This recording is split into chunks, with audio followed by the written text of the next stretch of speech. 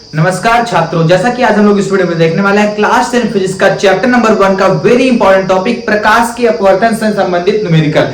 जैसा कि दोस्तों इस चैप्टर में प्रकाश के परावर्तन, अपवर्तन और लेंस, इस तीनों टॉपिक से बोर्ड एग्जाम में न्यूमेरिकल काफी ज्यादा आते हैं। बहुत ही इंपॉर्टेंट चैप्टर दोस्तों, इससे न्यूमेरिकल आना फिक्स ही है बोर्ड एग्जाम में। ठीक है, तो जैसा कि हमने प्रकाश के परावर्तन से जितने भी सारे मोस्ट इंपॉर्टेंट न्यूमेरिकल थे सब कुछ मैं आपको करा चुका हूं। यदि आप उस वीडियो को नहीं देखे हो तो आपको डिस्क्रिप्शन में लिंक मिल जाएगा, आप जाकर के वहां पे क्लिक करिएगा और आपको वहां पे मिल जाएगा। लगभग 40 मिनट का वीडियो है, उसमें आपको पूरा न्यूमेरिकल मैं करा दिया हूं जो हमेशा बोर्ड एग्जाम में आते हैं और इस बार भी आने के पूरे चांसेस हैं। आज दोस्तों हम लोग प्रकाश के अपवर्तन वाले टॉपिक को पूरा क्लियर करेंगे। और दोस्तों यदि आपको प्रकाश के अपवर्तन का न्यूमेरिकल थोड़ा सा भी नहीं आता है ना, एकदम कमजोर से कमजोर बच्चे हैं ना, तो आज इस वीडियो को देखने के बाद आप पूरे न्यूमेरिकल को ऐसा हवा में उड़ा दोगे। ठीक है, चलिए दोस्तों बिना टाइम को वेस्ट के वीडियो को शुरू करते हैं। जैसा कि दोस्तों ध्यान दीजिएगा, अब अपवर्तन का न्यूमेरिकल करने से पहले आपको कुछ बातें ध्यान रखनी है कि किस तरह हम लोग अपवर्तन के न्यूमेरिकल में कुछ चीजों का यूज करके अपवर्तन के न्यूमेरिकल को आसान बना करके रख देंगे। ठीक है, तो सबसे पहले ध्यान से बात को समझिएगा कि जब कभी कोई भी अपवर्तन का आपको न्यूमेरिकल है, आप उसको अच्छे ढंग से क्या करो, पढ़ रहे हो। ठीक है, अगर आप उसको पढ़ रहे हो, अगर उसमें कहीं भी कोई एंगल आ गया हो, कहीं भी कोई एंगल आ गया हो, तो आपको फार्मूला यूज करना है। n बराबर होता है साइन आई और बटे में होता है साइन आर, जहां पे आई आपतन कोण है, आर अपवर्तन कोण है, एन क्या है, अपवर्तनांक है। तो ध्यान से बात को समझिए, इस स्नेल के नियम का फार्मूला यूज करना है। n बराबर sine I upon sine R. कब इसका यूज करेंगे बताओ, जब हमको सवाल में एंगल दिया होगा तब। इतनी बातें क्लियर हो गई। देखो ध्यान से, कई सारे फार्मूले होते हैं तो बहुत सारे बच्चे कंफ्यूज हो जाते हैं कि सवाल फार्मूले सबको याद होते हैं लेकिन पता नहीं चलता कब किस सवाल में कौन सा फार्मूला यूज करना है। तो आज के बाद दोस्तों अगर आप इस चैनल पर आ गए हो तो आज के बाद कभी किसी भी सब्जेक्ट में, चाहे कोई सा भी सब्जेक्ट हो, चाहे क्लास 10 का हो चाहे क्लास 12 का हो, आपको कोई भी दिक्कत हम होने नहीं देंगे जब तक हम इस चैनल आपको पढ़ाएंगे। ठीक है, अब चलो ध्यान से बात को समझिएगा। n बराबर क्या है, sine a upon sine r है। तो इस फार्मूले का यूज कब करेंगे न्यूमेरिकल में, जब कहीं एंगल दिया होगा तब। ठीक है, अब देखो सवाल दूसरे किस तरह का आ सकता है। इस तरह आएगा कि आपसे कहेगा भैया हमारा एक कांच है, उसका अपवर्तनांक फलाना दिया, हमारे देखो 0.1.5 दे दिया है। ठीक है, और आपसे कह रहा है एक इसकी प्रकाश चाल इतनी है, तो बताओ माध्यम में प्रकाश की चाल क्या होगी। यानी कहने का मतलब एक को अपवर्तनांक दिया है, एक को चाल दिया, दूसरे का चाल आपसे पूछ रहा है। जब कभी भी आप सवाल लगा रहे हो, कोई सा भी प्रश्न पढ़ रहे हो, अगर उसमें आपको प्रकाश की चाल याद करने के लिए कर रहा है या प्रकाश की चाल दे करके अपवर्तनांक निकालने के लिए कर रहा है, तो बस सिंपल सा फार्मूला देखो ध्यान से क्या लगाना है।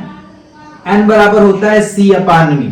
बताओ भैया इसका यूज कब करेंगे हम लोग, इसका यूज भैया हम लोग तब करेंगे जब प्रकाश की चाल वाला कोई न्यूमेरिकल पढ़ रहे हो, उसमें कहीं प्रकाश की चाल आ गया हो, अपवर्तनांक आ गया हो। ठीक है, तब हम लोग किस फार्मूले का यूज करेंगे, n बराबर c अपान v। अभी ऐसे समझ लो, जब आपको न्यूमेरिकल कराएंगे तो आपको 100% पूरा क्लियर हो जाएगा, आपको 60% यहां पे क्लियर हो जाएगा। जब न्यूमेरिकल लगाएंगे तो पूरा 40% होगा, पूरा मिला के पूरा 100% आपके खोपड़िया में बैठ जाएगा। ठीक है, चलो ध्यान से बात को समझो। बताओ इसका यूज कब करेंगे, जब एंगल दिया होगा तब। इसका यूज कब करेंगे, जब प्रकाश की चाल दी होगी तब। यानी प्रकाश की चाल दे करके अपवर्तनांक पूछे या अपवर्तनांक देके प्रकाश की चाल पूछे, तब हम लोग इस फार्मूले का यूज करेंगे। अब देखो तीसरा एक फार्मूला क्या है, देखना ध्यान से।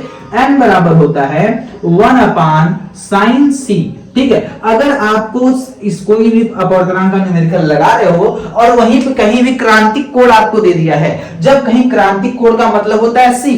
ठीक है, जो भी क्रांतिक कोण आपको देगा, जैसे एक वस्तु से क्रांतिक कोण 45 डिग्री है। ठीक है, जो भी आपसे जो भी क्रांतिक कोण दे दे, जो भी क्रांतिक कोण देगा यहीं पे रखेंगे, सॉल्व कर देंगे, काम खत्म हो जाएगा। ठीक है, बताओ इसका यूज कब करेंगे, जब आपको एंगल दिया होगा तब। इसका यूज कब करेंगे, जब अपवर्तनांक देके प्रकाश की चाल पूछे या प्रकाश की चाल देके अपवर्तनांक पूछे। इतनी बातें क्लियर हो गई। ठीक है, अब देखो इसका यूज कब करेंगे, जब क्रांतिक कोण दिया होगा तब। n बराबर 1 अपान साइन c का यूज हम करेंगे। इतनी बातें क्लियर हो गई। अब चलो देखो ध्यान से, बस एक लास्ट चौथी चीज ध्यान दे दो, उसके बाद सारा न्यूमेरिकल तो यू आप चुटकी में उड़ा दोगे। ठीक है, अब ध्यान से बात को समझिएगा। देखो ध्यान से, अगर हम करते हैं पानी, क्या कहेंगे, पानी। पानी का मतलब होता है वाटर, तो आप लिखेंगे W। क्या लिखेंगे, W। अगर हम कहेंगे हवा, हवा का मतलब होता है एयर, तो यानी ए से हमारा क्या हो जाएगा, एयर यानी हवा हो जाएगा। अगर हम कहेंगे कांच, कांच का मतलब होता है ग्लास, जी से क्या होगा, ग्लास होगा। इतनी बातें क्लियर हो गई। यानी जी से हमारा हो गया कांच, ए से हमारा हो गया हवा, W से हमारा हो गया जल। ये तीनों बातें अपनी खोपड़िया में सेट कर लो कि W बराबर क्या होगा, A बराबर क्या होगा और G बराबर क्या होगा। तो उम्मीद करते हैं आपको इतनी बातें समझ में आ गई होंगी। चलिए जो मैं आपको चौथा पॉइंट समझा रहा हूं उस पर ध्यान से आप लोग समझने का प्रयास करिए। देखो अभी हम लोग इतनी बात समझ ले, ए से क्या होता है, जी से क्या होता है, डब्ल्यू से क्या होता है। अब देखो सवाल कैसे कहेगा आपसे। अब देखो ना तो इस सवाल में आपको प्रकाश की चाल की बात करेगा, आपको तीनों जगह अपवर्तनांक की ही बात करेगा। अब देखो इस टाइप के न्यूमेरिकल में करना क्या है, ध्यान से बात को समझिएगा। इस टाइप का न्यूमेरिकल एग्जाम में हर बार आता है, ऑब्जेक्टिव में भी आता है और सब्जेक्टिव में भी आता है। ठीक है, अब ध्यान दो करेंगे कैसे। आपसे कहेगा हवा के सापेक्ष, क्या कहेगा, वायु की बोल देते, हवा बोलो वायु बोलो, बात एक ही है। ठीक है, कह हवा के सापेक्ष क्या करना है बताओ, हवा के सापेक्ष कांच का अपवर्तनांक। देखो ध्यान से, हवा का मतलब वायु, जब भी सापेक्ष का बीच में घुसेड़ दीजिएगा। ठीक है, देखो ध्यान से, तो वायु के सापेक्ष कांच का अपवर्तनांक आपको दे रखा है 2/3। क्या दे रखा है बताओ, 2/3 दे रखा है। ये आपको एग्जांपल दे रहे हैं, समझा रहे हैं, सवाल नहीं लगा रहे हैं। अभी आपको बेसिक कॉन्सेप्ट सिखा रहे हैं ताकि आप फार्मूले को समझ जाओगे तो कोई सा भी सवाल लगा यूं चुटकी में से उड़ा के हट जाओगे। ठीक है, देखो ध्यान से, तो वायु के सापेक्ष कांच का अपवर्तनांक 2/3 दे रखा है। यहां तक तो कोई समस्या नहीं किसी को। अब देखो दूसरा टॉपिक क्या देगा आपको, कहेगा वायु के सापेक्ष जल का अपवर्तनांक 4/2 दे रखा है। तो देखो अपने मन से कोई रखना है, पूरा फिक्स वैल्यू नहीं है। ठीक है, देखो ध्यान से, तो कांच के वायु के सापेक्ष कांच का अपवर्तनांक 2/3 है, वायु के सापेक्ष जल का अपवर्तनांक 4/2 है। इतनी बातें क्लियर हो गई। अब आपसे क्या कहेगा, कहेगा बताओ अच्छा जल के सापेक्ष कांच का अपवर्तनांक क्या होगा। अब देखो सवाल कितना बेहतरीन है, देखो ध्यान से क्या पूछा है। पहले क्या कर रहा है बताओ, ए से हो गया वायु, जी से हो गया कांच, क्या कर रहा है, वायु के सापेक्ष कांच का अपवर्तनांक 2/3 दे रखा है। इतनी बात तो सबको समझ में आ गई। उसके बाद क्या कर रहा है, वायु के सापेक्ष, W का मतलब वाटर यानी जल। ठीक है, तो वायु के सापेक्ष जल का अपवर्तनांक 4/2 दे रखा है। इतनी भी बातें क्लियर हो गई। अब आपसे क्या पूछा, ध्यान समझो, क्या कर रहा है भैया, जल के सापेक्ष कांच का अपवर्तनांक बताइए। ठीक है, तो जल के सापेक्ष कांच का अपवर्तनांक। अब देखो इस फार्मूले का यूज कैसे करना है, ध्यान से बात को समझिएगा। सुनो, जवन पिछवा वाला है उसको ऊपर रखेंगे, जवन अगवा वाला है उसको नीचे रखेंगे, काम खत्म। देखो ध्यान से क्या करना समझो। तो जी भैया बताओ, तो पीछे कौन है जी, तो पीछे वाले को ऊपर रखेंगे, आगे वाले को नीचे रखेंगे। बताओ क्या करेंगे, पीछे वाले को ऊपर रखेंगे, आगे वाले को नीचे रखेंगे। मेरा सर बोलो डॉक्टर क्या करेंगे, पीछे वाले को ऊपर रखेंगे, आगे वाले को नीचे रखेंगे। जब कभी एग्जाम में ऐसा सवाल आए तो अपने माइंड में हमारी बात को याद रखिएगा, पीछे वाले को ऊपर रखेंगे, आगे वाले को नीचे रखेंगे, काम खत्म। चलो देखो ध्यान से बताओ, पीछे वाला जी है, इनमें खोदो जी वाला कौन है, जी वाला है ऊपर है, तो पीछे वाले को ऊपर रखेंगे, यानी हम ANG को ऊपर रखेंगे बटे। ठीक है, और आगे वाले को नीचे रखेंगे। मैंने बताओ W वाला का तो लग रहा है, हाँ W वाला लग रहा है, तो ANW को नीचे रखेंगे। इतनी बातें क्लियर होगी। चलो अच्छा बताओ अब इसमें क्या होगा, बताओ ANW बराबर मान लेते हैं दिया है 1.5, ANG बराबर मान लेते कुछ आपको दे रखा है, सुनो 1.33 कुछ ऐसा दे रखा है। अब ध्यान से बात को समझिएगा। अब मान लो आपसे क्या पूछ रहा है, कह रहा है बताओ अच्छा जी के सापेक्ष W का अपवर्तनांक क्या होगा। बताओ तो कौन सा फार्मूला बताएंगे। अब सारी सबको बातें समझ में आ गई होंगी। ठीक, तो पीछे वाले को ऊपर रखेंगे, आगे वाले को नीचे रखेंगे। पीछे वाला W में बताओ W कौन है, W है ये भैया, तो रखेंगे ANW को ऊपर रखेंगे। आगे वाला कौन है, जी जाएगा नीचे, तो ANG कहां हो जाएगा नीचे। अब बताओ किसी को इसमें समस्या है, नहीं दिक्कत है ना। ठीक है, अब उम्मीद करते हैं आपको ये सारी बातें समझ में आ गई होंगी। अगर सारी बातें समझ में आ गई हो चलिए हम लोग अब आगे बढ़ते हैं। कमेंट करके बताओ यहाँ तक समझ में आया कि नहीं, आप लोग आ गया ना, तो उम्मीद करते हैं आपको अच्छे ढंग से समझ में आया होगा। चलिए फटाफट सारे न्यूमेरिकल को लगा के यूं चुटकी में से पूरा इस चैप्टर को भी समाप्त कर देते हैं। ध्यान से हम लोग का सबसे प्यारा सा प्रश्न आ चुका है दोस्तों, बहुत ही इंपॉर्टेंट सा प्रश्न है। अब ध्यान दो क्या पूछ रहा है बताओ, करण निर्वात में प्रकाश की चाल 3 × 10⁸ मीटर प्रति सेकंड दे रखा है। पारदर्शी शीशा जिसका अपवर्तनांक 1.5 है, तो प्रकाश के वेग की गणना करें। 2020 में भी आया है, 22 में भी आया, 23 में भी आया। दोस्तों बहुत ही इंपॉर्टेंट सा प्रश्न है और आता है तो एग्जाम में बस यही फिजिक्स चेंज कर देता है, बाकी और सारी चीजें सेम रहती हैं। ठीक है दोस्तों, ये बहुत ही इंपॉर्टेंट सा प्रश्न। देखो ध्यान से क्या करते हैं, हम लोग को 3 चीजें याद रखनी है। देखो तो पहले जब एंगल देगा तो sin I बटे में sin R का यूज करेंगे। दूसरा बताओ जब हमको चाल वाली बात करेगा, बताओ इसमें कहीं चाल दे दिया, हाँ भैया देखो चाल लग गया। अगर चाल लोग भी हम यूज करेंगे n बराबर c अपान v का यूज करेंगे। ठीक है, अब बताओ कहां से। तीसरा क्या था, अगर कहीं क्रांति कोण लिखा मिल जाएगा तो n बराबर 1 अपान साइन c का यूज करेंगे। ठीक है, अब बताओ अच्छा अगर a n g मिल गया तो g वाला ऊपर जाएगा, a वाला नीचे आएगा।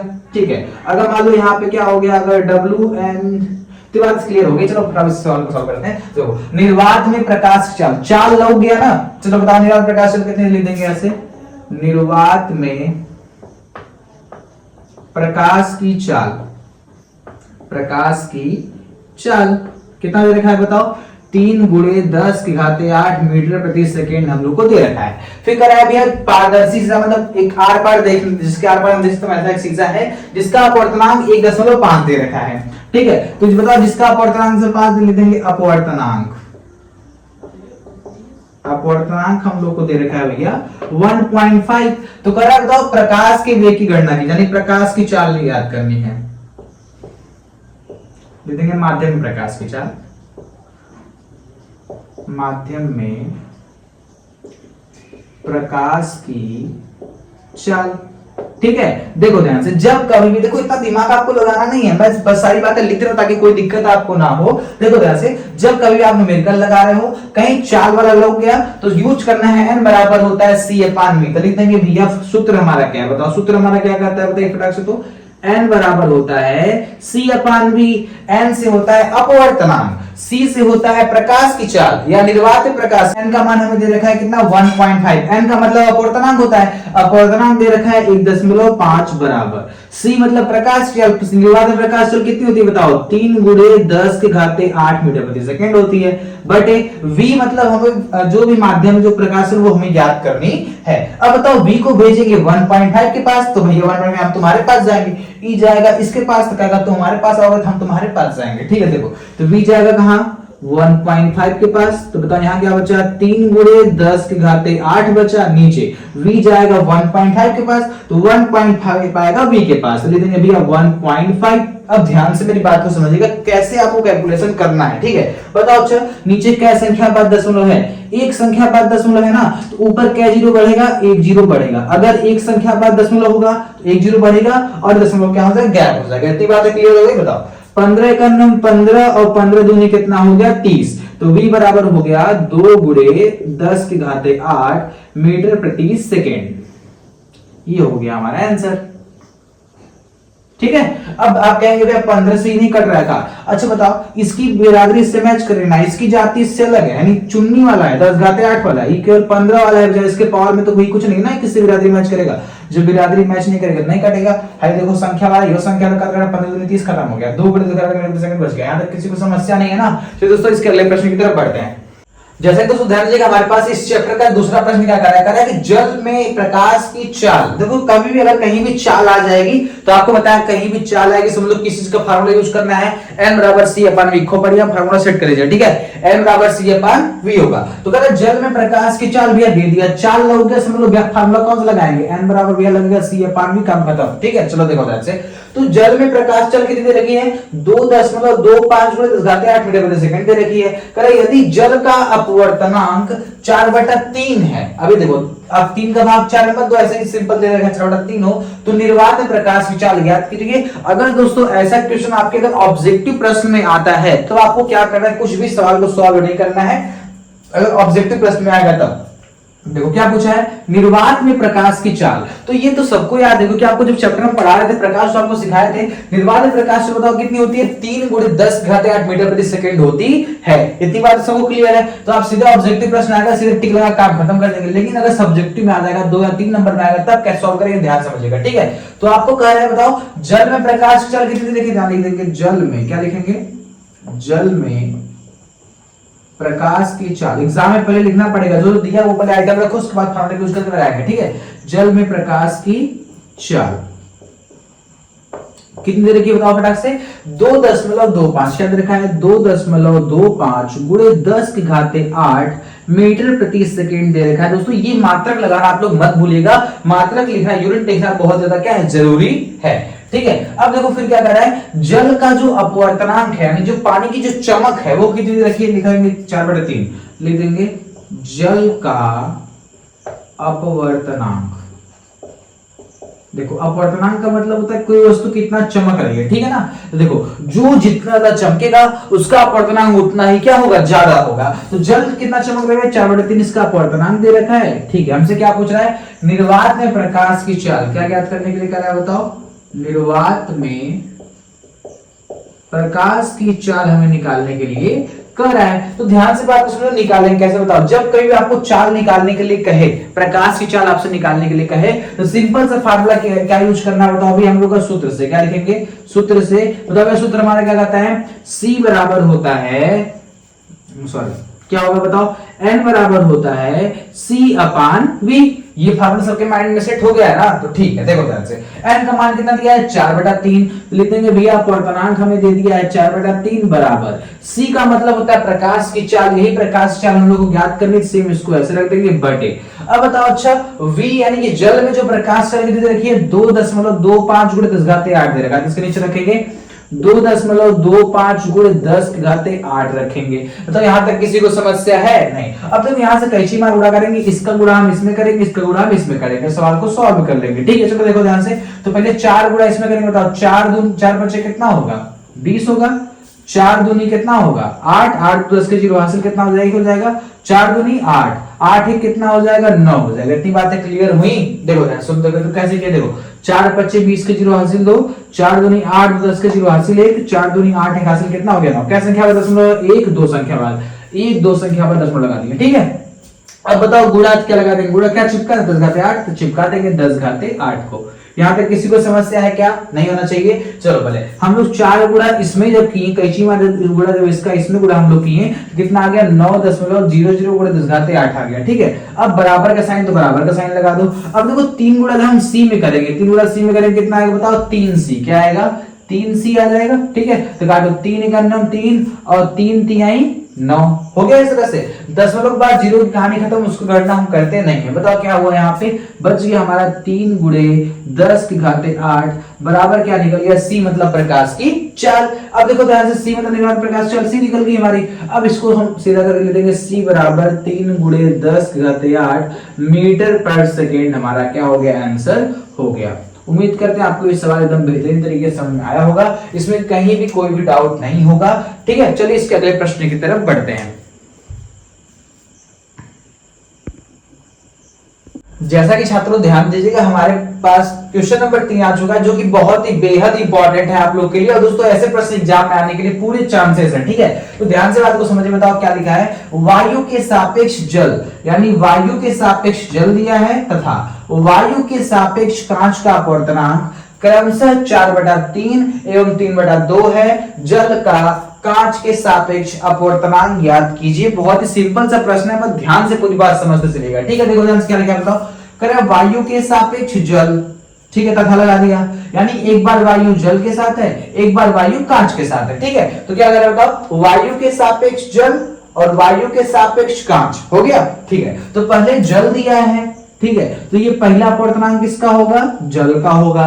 फिर दिया है दोबारा कांच दिया है, तो कांच वाला जाएगा दूसरे नंबर पे, ठीक है। तो पहले नंबर पे जल, तो पहले नंबर पे 4/3, दूसरे नंबर पे कांच, दूसरे नंबर पे 3/2। इतनी बातें क्लियर हो गई, ठीक है। अब क्या करना बताओ, जल का कांच के सापेक्ष अपवर्तनांक ज्ञात कीजिए। तो ध्यान से पूरी बात समझिएगा, ये थोड़ा आपको फंसा करके दिया। चलो देखो ध्यान से, जब कभी आपसे कहे जल के सापेक्ष, जल के सापेक्ष कांच का अपवर्तनांक, जब यहाँ पे के लिखेगा तब आप लिखोगे जल के सापेक्ष कांच का अपवर्तनांक, इस तरह लिख के काम खत्म कर दोगे। लेकिन सुनो, लिखा है जल का, क्या लिखा है, जल का कांच के सापेक्ष। अगर यहां लिखा होता जल के सापेक्ष, क्या लिखा होता, जल के सापेक्ष कांच का अपवर्तनांक, तब हम लोग क्या लिखते, जल को आगे लिखते, सापेक्ष लगा के कांच को साइड में करते। लेकिन अगर यहाँ पे का वर्ड आ जाएगा, जल का कांच के सापेक्ष, का वर्ड आ गया, समझ लो भैया, तो पहले कांच आगे रहेगा और जल क्या रहेगा, पीछे रहेगा। यानी कहने का मतलब हम लोग से पूछ क्या रहा है बताओ, तो हम लोग क्या बोलेंगे, कांच के सापेक्ष जल का अपवर्तनांक, से उल्टा बोलेंगे, क्या बोलेंगे बताओ, कांच के सापेक्ष जल का अपवर्तनांक। तो कांच के सापेक्ष का मतलब जी हो गया, एन हो गया, डब्ल्यू है, ये हम लोग से पूछ रहा है। कांच के सापेक्ष जल का अपवर्तनांक, पहले दिया क्या उसको लिख लेते हैं, ठीक है। तो क्या कहते रखा देखो ध्यान से, तो कह रहा है वायु के सापेक्ष जल। तो बताओ वायु हो का मतलब ए हो गया, हवा हो गया। तो वायु के सापेक्ष किसकी बात कर रहा है, जल की बात कर रहा है, पानी की बात कर रहा है। तो वायु के सापेक्ष जल का अपवर्तनांक दे रखा है 4/3। तो यहाँ पे हम लोग लिख देंगे भैया 4/3। यहाँ तक किसी को डाउट तो नहीं कोई, ठीक है चलो यहाँ पे बात तो क्लियर हो गई। अब बताओ कर रहा है वायु के सापेक्ष कांच का अपवर्तनांक। तो ये ए से हो गया एयर, तो वायु के सापेक्ष ग्लास का मतलब जी से कांच, कांच का अपवर्तनांक दिया है 3/2। तो यहाँ हम लोग कितना रखेंगे बताओ, लिखेंगे 3/2। यहाँ तक कोई समस्या नहीं किसी को ना, ठीक है। अब बताइए उल्टा लिखा है, जल का कांच के सापेक्ष अपवर्तनांक ज्ञात करो। सारे बच्चे क्या काम करके आते हैं, जल के सापेक्ष कांच करके आते हैं, लेकिन बाबू यहाँ पे लिखा है जल का, यानी जल का अगर लिख दे सब लोग जल पीछे रहेगा, कांच आगे रहेगा। तो कांच के सापेक्ष जल का अपवर्तनांक ज्ञात करने के लिए कर रहा है, ठीक है। बहुत सारे बच्चे क्या करेंगे, जल को आगे लिख देंगे, कांच को पीछे लिख देंगे, तो सवाल क्या हो गलत हो जाएगा, फिर प्रॉब्लम हो जाएगी, ठीक है। यहाँ तक किसी को समस्या नहीं, सारी बातें क्लियर हो गई ना, ठीक है। तो आपको इस टाइप का हमने बेसिक चीजें पहले बताया था कैसे करना होगा, समझो ध्यान से। तो क्या पूछ रहा है बताओ, कांच के सापेक्ष जल का अपवर्तनांक, कांच के सापेक्ष जल का अपवर्तनांक पूछ रहा है। तो पीछे वाले को ऊपर रखते हैं, आगे वाले को नीचे रखते हैं। याद करवाए थे आप लोगों को, पीछे वाला ऊपर, आगे वाला नीचे, यही काम हम लोग करना है। तो पीछे वाला कौन है, डब्ल्यू। में डब्ल्यू कौन है बताओ, डब्ल्यू ई वाला है। डब्ल्यू लिखेंगे, ए एंड डब्ल्यू कहां जाएगा, ऊपर।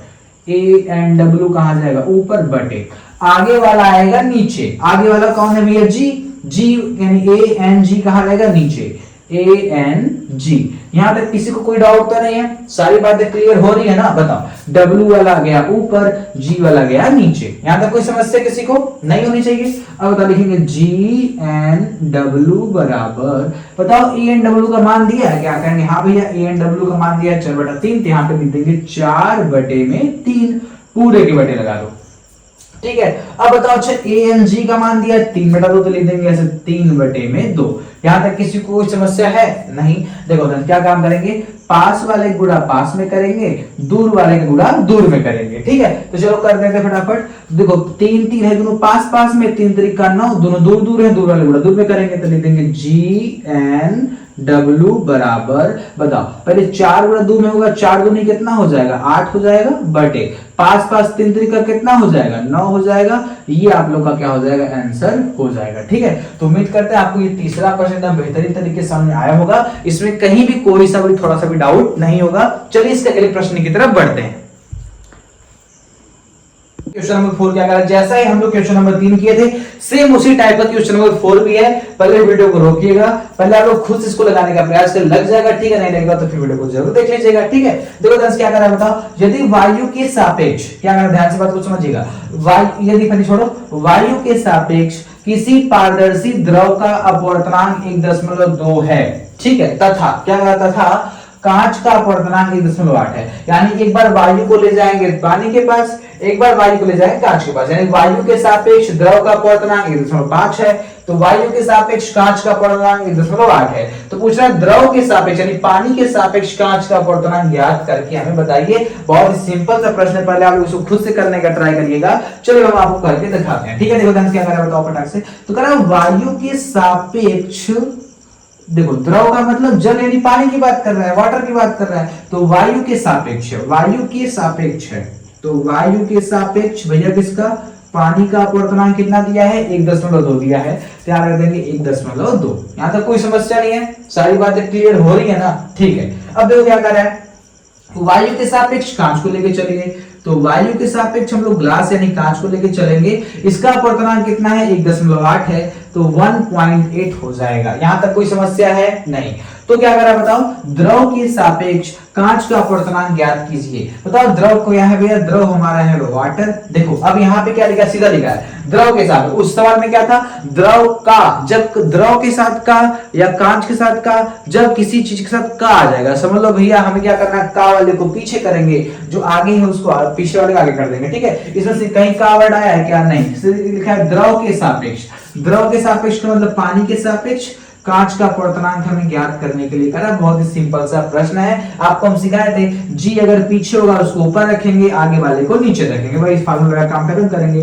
तो डब्ल्यू एन जी बराबर, बताओ जी वाला कहां जाएगा ऊपर, तो जी इसमें कौन है, इसमें दोनों में जी ये वाला है, लिख देंगे हम लोग ए एन जी कहां जाएगा ऊपर, बटे लगा देंगे। बताओ अच्छा, अब बताओ अच्छा आगे कौन है डब्ल्यू, डब्ल्यू वाला जाएगा नीचे, डब्ल्यू इसमें कौन है डब्ल्यू ये वाला है, लिख देंगे ए एन डब्ल्यू, क्या लिखेंगे ए एन डब्ल्यू, सॉल्व कर दें इसको फटाक से। ठीक है, ए एन जी का मान दिया है 1.8, बटे लगा देते हैं। ए एन डब्ल्यू का मान दिया है 1.2, हो गया इस तरह से, दशमलव से दशमलव कहानी हो गई खत्म, कोई दिक्कत किसी को नहीं है। ठीक है, तो काटना शुरू करते हैं। बताओ 6 दूनी 12, 6 से नहीं कटेगा, चलो काटो, 3 चौक 12, 3 छक 18, 2 दूनी 4, 2 तिहाई 6, यानी कितना आ गया भैया काटने पे हम लोग का आ रहा है 3/2, कितना आ रहा है बताओ, 3/2 आएगा, ये आपका क्या हो जाएगा आंसर हो जाएगा। उम्मीद करते हैं आपको प्रश्न बचा एकदम बेहतर तरीके से समझ आया होगा। चलिए इसके अगले प्रश्न की ओर बढ़ते हैं।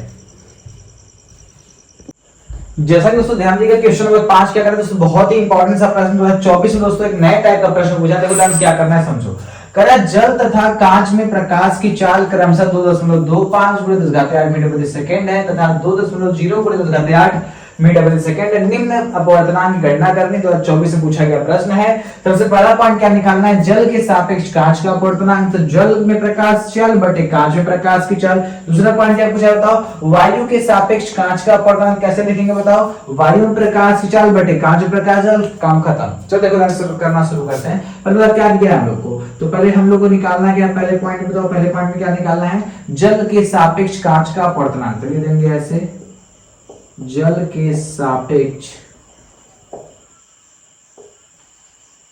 कांच का अपवर्तनांक।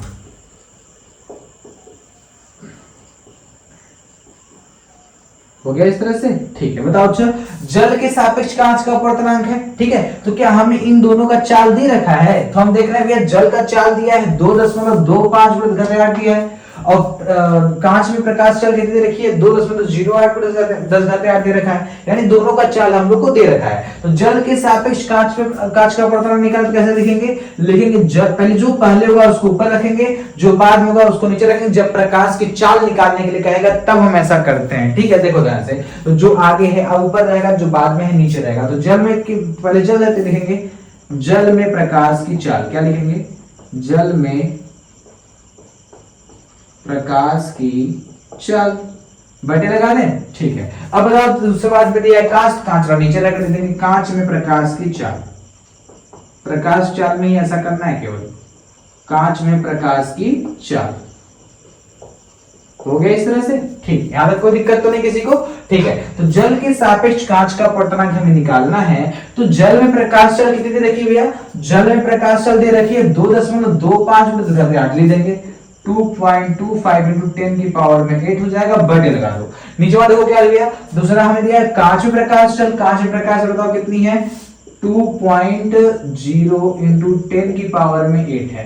तो दशमलव का 0 कहानी क्या हो जाती है, खत्म हो जाती है, उससे कोई मतलब होता नहीं है। तो ध्यान से देखो क्या काम करना है, तो 10⁸ से 10⁸ कहानी खत्म हो गया, ये तो पूरा कट गया इस तरह से। अब बस बचा है 2 से काटना शुरू करते हैं। 2 से सुनो, 2 × 2 और 2 दूनी 4, ठीक है, 2 × 2 हो जाएगा, यहाँ भी 2 × 2 हो जाएगा, 2 दूनी 4, 2 × 5 10, यानी काटना शुरू कर। देखो ध्यान से काटेंगे तो क्या मिलेगा हम लोग काटने पे, जब इसका ऐसे भाग करें 2 × 2 हुआ, 10 लगा दो, जब इसका ऐसे भाग करेंगे फिर 2 × 2 होगा, फिर 2 का भाग जब 5 में दोगे 2 बार जाएगा, 2 दूनी कितना होगा 4 होगा, फिर 0 बढ़ाएंगे 2 पर से कितना हो जाएगा 10, यानी ये आपको क्या हो जाएगा टोटल आंसर हो जाएगा। ठीक है, तो उम्मीद करते हैं दोस्तों आपको ये वाला प्रश्न समझ में आया होगा, इसका पहला पॉइंट आपको समझ में आ गया। ठीक है, चलिए इसका दूसरा पॉइंट निकालते हैं, वायु के सापेक्ष कांच का अपवर्तनांक। चलो देखो वायु के सापेक्ष कैसे निकालेंगे, तो लिख देंगे इस तरह से, यहाँ पे लिख देते हैं दूसरा पॉइंट। ठीक है, दूसरा आप लोग नोट इसको करिएगा, उसके बाद दूसरा पॉइंट नोट करिए, हमारे पास जगह कम इसलिए मैं बता रहा है। ठीक है, तो वायु के सापेक्ष कांच का निकालना है, तो लिख देंगे हम लोग वायु के सापेक्ष कांच का अपवर्तनांक, कांच का अपवर्तनांक। ठीक है, इसको मिटा देते हैं। ठीक है,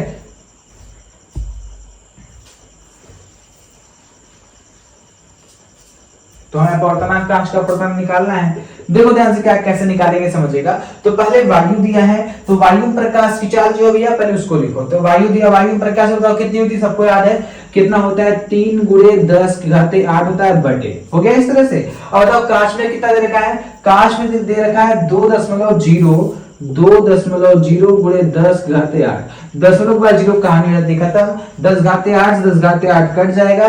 जब आप 2 का भाग 3 में दोगे तो कितनी बार जाएगा, 2 × 2 10 जो पड़ेगा, 2 × कितना होगा 10, यानी दूसरे का आंसर आएगा 1.5 और पहले का आंसर आएगा 1.125। उम्मीद करते हैं आपको यहां तक कोई भी दिक्कत नहीं हुआ होगा। चलिए इसके अगले प्रश्न की तरफ बढ़ते हैं। नंबर 6 देखो क्या कर रहा है, इस टाइप का दोस्तों प्रश्न आपके एग्जाम में देखा जा सकता है। ठीक है, देखो ध्यान से क्या कर रहा है, कह रहा है वायु के सापेक्ष किसी माध्यम का क्रांतिक कोण 45 डिग्री है। वायु के सापेक्ष उस माध्यम का अपवर्तनांक ज्ञात है। जब दोस्तों कभी भी आपको क्रांतिक कोण दिखाई दे तो आपको बताया था कौन सा फार्मूला यूज करेंगे, n बराबर 1/sin का हम यूज करेंगे। ठीक है, बताओ फार्मूला हमारा क्या कहता है, n बराबर 1/sin क्या होगा बताओ, c होगा। ठीक है, तो लिख देंगे क्रांतिक कोण 45 डिग्री है, बताओ लिख देंगे n बराबर 1/sin कितना लिखेंगे बताओ, c की वैल्यू कितनी है 45 डिग्री, तो लिख देंगे 45 डिग्री, हो गया इस तरह से। अब लिख देंगे ब्रैकेट में, चूंकि sin 45 डिग्री बराबर होता है 1/√2, ये होता है। ठीक है, तो लिख देंगे यहाँ पे n बराबर 1 कितना होता है, साइन 45 का मान कितना होगा, 1/√2। तो √2 गुणा 1 में करेंगे तो कितना हो जाएगा बताओ, n बराबर हो जाएगा √2 √2।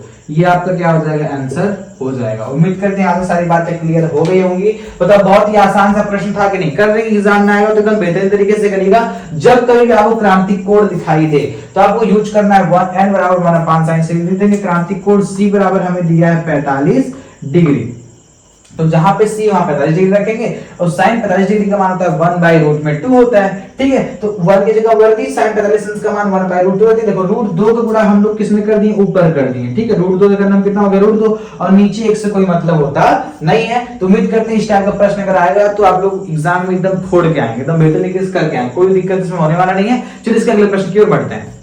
चैप्टर का लास्ट और बहुत ही इंपॉर्टेंट सा प्रश्न देखो क्या करा, ध्यान समझिएगा। मैंने आपसे कहा था जब कभी भी आपको कहीं भी आपको एंगल दिखाई दे, ठीक है, दो एंगल कहीं आपको दिखाई दे, आपको फिक्स कौन सा फॉर्मूला लगाना है, n बराबर sin i बटे sin r का यूज हम करने वाले हैं। तो पहले पूरी बात ध्यान से बात को समझो। बताओ अच्छा, ये हमारा अभिलंब हो गया, ठीक है, और ये हमारी आपतित किरण हो गई। तो आपतित किरण और विलंब के बीच में कौन सा कोण बनता है बताओ फटाक से, बनता है भैया आपतन कोण आई। क्या बनेगा, आपतन कोण आई बनेगा। ठीक है, ये हमारा विलंब हो गया और ये हमारा क्या हो गया बताओ ध्यान से, अपवर्तित किरण हो गया। तो आपतित किरण और अपवर्तित किरण और अभिलंब के बीच में बनेगा अपवर्तन कोण, हमारा कौन सा बनेगा, आर बनेगा। इतनी बातें तो क्लियर हो गई। तो पहले लिखेंगे आपतन कोण, क्या लिखेंगे, आपतन कोण बराबर। अच्छा बताओ हमें ये आपतन कोण निकालना है, कैसे निकालेंगे बताओ। अच्छा, आपतन कोण आई बराबर क्या लिख देंगे, ब्रैकेट में से आई बराबर, ठीक है, निकालेंगे। देखो डांस कैसा निकलेगा। अच्छा बताओ ये पूरा कितना है, आप कहेंगे भैया ये पूरा 90 है। कितना है बताओ, ये पूरा 90 है। ये पूरा कितना है, 90 है। 90 में से कितना बन चुका है, 60 बन चुका है। अगर 90 में से हम 60 को हटा दें तो जितना बचेगा वो हमारा क्या हो जाएगा, आपतन कोण आई हो जाएगा, नहीं हो जाएगा, हो जाएगा। हम देखो सुनो फिर से बात समझो। बताओ ये पूरा कितना है हम लोग का, 90 है। अगर 90 में से अगर हम इतना ही 60 को क्या करें, हटा दें, यानी माइनस कर दें, तो जितना बचेगा ये पूरा एरिया क्या आपतन कोण हो जाएगा, नहीं हो जाएगा, हो जाएगा। तो आपतन कोण में से क्या करेंगे, इस पूरे 90 में 60 को माइनस कर लेंगे। 90 डिग्री माइनस में 60 डिग्री बराबर बचेगा हमारा 30 डिग्री। यहाँ तक किसी को समस्या तो नहीं है, सारी बातें क्लियर हो गई। यानी हमारा आपतन कोण आई का मान आ गया कितना डिग्री बताओ भैया, 30 डिग्री आ गया, कोई दिक्कत नहीं है। ठीक है, अब निकालते हैं हम लोग अपवर्तन कोण। क्या निकालेंगे, अपवर्तन कोण। ठीक है, चलो अपवर्तन कोण हम लोग आर निकालेंगे, देखो कैसे निकलेगा समझो। अच्छा बताइए ये पूरा कितना है, पूरा भैया बन रहा है 90 डिग्री। पूरा कितना है, 90 डिग्री है। ठीक है, 90 डिग्री में से पहले से कितना बन चुका है, आपने भैया पहले से वो 45 बन चुका है। अगर इस पूरे 90 में से अगर हम इतना 45 हटा दें तो जो बचेगा वो हमारा क्या होगा, अपवर्तन कोण होगा। ठीक है, तो पूरे 90 में से 45 क्या हो चुका है, बन चुका है। तो घटाएंगे तो कितना आ जाएगा, 45 डिग्री आ जाएगा। यहाँ तक किसी को समस्या है, बोलो सारी बातें क्लियर हो गई कि नहीं हो गई। ऐसे प्रश्न में पहले आप लोग आपतन कोण और अपवर्तन कोण का मान निकालेंगे, उसके बाद हमें क्या निकालना है बताओ, अपवर्तनांक निकालना है। बताओ अपवर्तनांक n बराबर क्या होगा, n बराबर होगा साइन आई और बटे में होता है साइन आर। सारी बातें क्लियर है? ठीक है, चलो लिखेंगे n बराबर साइन आई, लिख देंगे साइन आई की वैल्यू बताओ कितनी है, आई की वैल्यू 30 डिग्री, तो यहाँ लिख देंगे साइन 30 डिग्री। नीचे लिख देंगे भैया साइन आर, आर की वैल्यू कितनी है 45, लिख देंगे साइन 45 डिग्री। कोई दिक्कत नहीं। बताओ साइन 30 अंश का मान कितना होता है, साइन 30 अंश का मान होता है 1/2। हो गया इस तरह से। अब बड़का वाला बटे बड़का वाला बटे लगा देंगे। साइन 45 अंश का मान कितना होता है, 1/√2 होता है। यहां तक कोई समस्या किसी को है? नहीं है। देखो पास वाले गुणा पास में करते हैं, 2 और 1 दोनों पास में, पास वाले गुणा पास में करेंगे, और जो दूर है भैया दूर को वाले गुणा दूर में करेंगे। इतनी बातें क्लियर हो गई? ठीक है, तो √2 का नम कितना हो जाएगा, √2 हो जाएगा। नीचे 2 का नम कितना हो जाएगा, 2 हो जाएगा। बताओ यहाँ तक किसी को समस्या है? आप चाहो तो इतने पे भी आंसर अपना छोड़ सकते हो, कोई गलत आपका करने वाला नहीं है। आप देखो इसके आगे कैसे सॉल्व करोगे, देखो ध्यान से। हमारा n बराबर आ गया रूट में 2 बटे में कितना आ गया, 2 आ गया। आपका मन है आप और भी आगे सॉल्व कर सकते हो। कैसे सॉल्व करेंगे, n बराबर √2 लिख देते हैं बटे। बताओ ये 2 किससे मिलता है? अच्छा √3 का गुणा जब हम √3 में करते हैं तो हमें क्या मिलता है, 3 मिलता है। √2 का गुणा जब √2 में करेंगे तो क्या मिलेगा, 2 मिलेगा। यानी ये 2 किससे मिलके बना है, √2 गुणे √2 से मिलके बना है। तो लिख देंगे ऐसे रूट में 2 गुणे रूट में 2। हो गया ऐसे, 2 को तोड़े क्या मिला, देखो 2 किसके बराबर बताओ, √2 गुणे √2 के बराबर है। तो √2 गुणे √2 हो गया। तो 1 √2 से 1 √2 खत्म हो गया, यानी कितना बचा, 1/√2। यही आपका क्या हो जाएगा, राइट आंसर हो जाएगा। आप इतने को छोड़ोगे तब भी आपका सवाल सही है, आप इतने को छोड़ोगे तब भी आपका सवाल सही है। आपका सवाल कहीं गलत होने वाला नहीं है। दोस्तों उम्मीद करते हैं आपको ये प्रश्न एकदम बेहतरीन तरीके से समझ आया होगा। दोस्तों ये क्वेश्चन 2026 में पूछने का बहुत ज्यादा चांस है, क्योंकि ऐसे प्रश्न हमेशा एग्जाम में आते रहते हैं। ठीक है, और दोस्तों ये सब 4-4 नंबर के प्रश्न है। उम्मीद करते हैं आप लोग बेहतरीन तरीके से करके आओगे, बोर्ड एग्जाम आप लोग अच्छा करोगे। अब दोस्तों ध्यान से बात को समझिएगा, चैप्टर 1 के जितने भी सारे मैं इंपॉर्टेंट क्वेश्चन कराया हूं उसको फटाफट जाकर के पूरी कॉपी पे, एक न्यूमेरिकल कॉपी आप लोग एक अलग से बनाइए। ठीक है, नोट्स वाली कॉपी अलग बनेगी, लेकिन जो न्यूमेरिकल जो कॉपी होगी उसको आप लोग अलग से बनाएंगे। चैप्टर 1 के न्यूमेरिकल, प्रकाश के परावर्तन के सारे न्यूमेरिकल लगा डालो। ज्यादा नहीं कि मैं करा रहा हूं, 10 से 12 न्यूमेरिकल करा रहा हूं, ताकि आपको उसी 12 के अंदर से एग्जाम में आपके फंस जाए। यानी कि फालतू में 50 न्यूमेरिकल करा दो, उसमें से कोई भी नहीं करा, ऐसा नहीं कराना है।